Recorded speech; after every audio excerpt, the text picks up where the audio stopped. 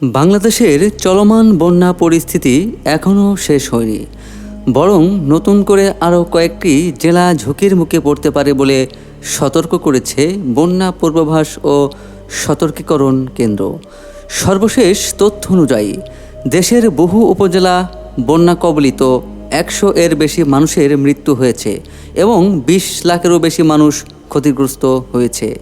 অপ্রতুলতা নিয়েও উদ্বেগ দেখা দিয়েছে। চট্টগ্রাম, কক্সবাজার ও বান্দরবানে কিছুটা উন্নতির সম্ভাবনা থাকলেও নদীর পানি এখনও বিপদসীমার ওপরে রয়েছে। অন্যদিকে সিলেট, সুনামগঞ্জ, হবিগঞ্জ ও মৌলভীবাজারে পরিস্থিতি আরও খারাপ হওয়ার আশঙ্কা রয়েছে। কুশিয়ারা, সুরমা, সোমেশ্বরী সহ বিভিন্ন নদীর পানি বৃদ্ধি পাওয়ায় উত্তর পূর্ব অঞ্চলের বিস্তীর্ণ এলাকা নতুন করে প্লাবিত হতে পারে। একই সঙ্গে নেত্রকোনা, শেরপুর, ময়মনসিংহ, রংপুর, লালমনিরহাট, কুড়িগ্রাম ও গাইবান্ধা সহ বেশ কয়েকটি জেলা স্বল্পমেয়াদী বন্যার ঝুঁকিতে রয়েছে। আবহাওয়া অধিদপ্তর ও পাওবর পূর্বাভাস অনুযায়ী দেশের বিভিন্ন অঞ্চলে ভারী বৃষ্টি ও ঝড়ো হাওয়ার কারণে আগামী দিনগুলোতে আরও নতুন জেলা প্লাবিত হওয়ার সম্ভাবনা রয়েছে। বন্যার পাশাপাশি নদী ভাঙন পরিস্থিতিকে আরও ভয়াবহ করে তুলছে। অনেক পরিবার ঘরবাড়ি হারাচ্ছে, কৃষকের ফসল তলিয়ে যাচ্ছে এবং বছরের পর বছর গড়ে তোলার স্বপ্ন মুহূর্তেই নদীগর্ভে বিলীন হয়ে যাচ্ছে।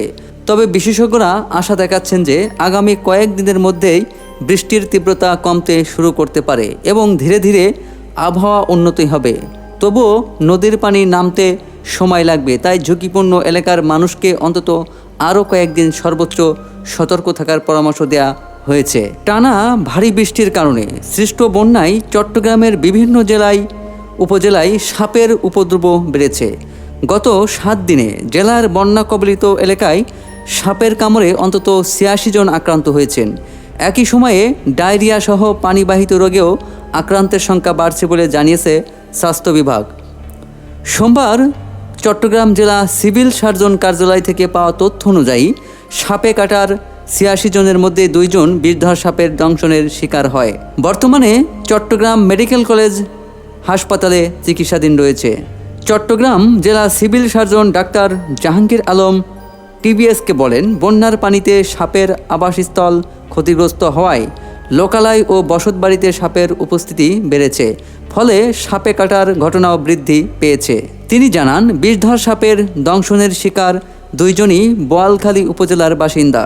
উপজেলার স্বাস্থ্য কমপ্লেক্সে প্রাথমিক চিকিৎসা ও অ্যান্টি স্নেক ভেনম দেওয়ার পর তাদের চট্টগ্রাম মেডিকেল কলেজে হাসপাতালে পাঠানো হয়েছে। বর্তমানে তারা চিকিৎসাধীন থাকলেও তাদের প্রাণহানির আশঙ্কা নেই। সিভিল সার্জন কার্যালয়ের তথ্য অনুযায়ী সাপে কাটা রোগীদের মধ্যে বোয়ালখালীতে 20 জন, পটিয়ায় 18 জন, বাঁশখালীতে 12 জন, রাউজানে 9 জন, হাটহাজারীতে 8 জন, সাতকানিয়ায় 6 জন, আনোয়ারায় 5 জন, রাঙ্গুনিয়ায় 3 জন, চন্দনাইশে 3 জন এবং লোহাগড়ায় 2 জন চিকিৎসা নিয়েছেন।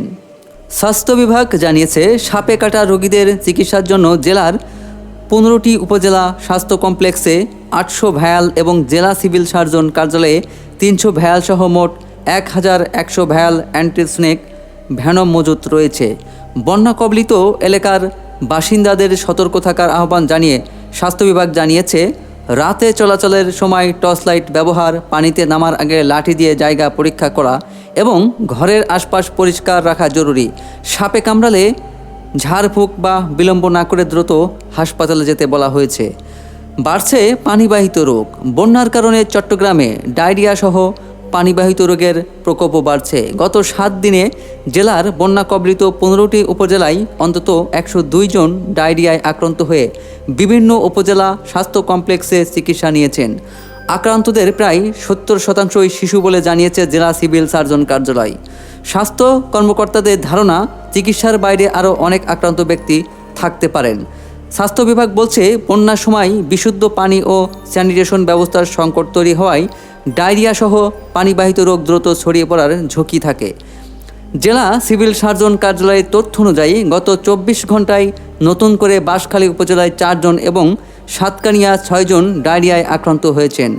বন্যা পরিস্থিতি মোকাবেলায় জেলার স্বাস্থ্যকেন্দ্রগুলোতে মোট 2,03,400 প্যাকেট ORS মজুত রাখা হয়েছে। এর মধ্যে সবচেয়ে ঝুঁকিপূর্ণ সাতকানিয়ায় 5,000 এবং বাঁশখালীতে 15,000 প্যাকেট ORS সংরক্ষিত রয়েছে। এছাড়া বন্যা কবলিত এলাকায় মোবাইল মেডিকেল টিমের মাধ্যমে চিকিৎসা সেবা দেওয়া হচ্ছে। ডায়রিয়া, চর্মরোগ, চোখের সংক্রমণ সহ বিভিন্ন পানিবাহিত রোগের উপর নজরদারিও জোরদার করা হয়েছে।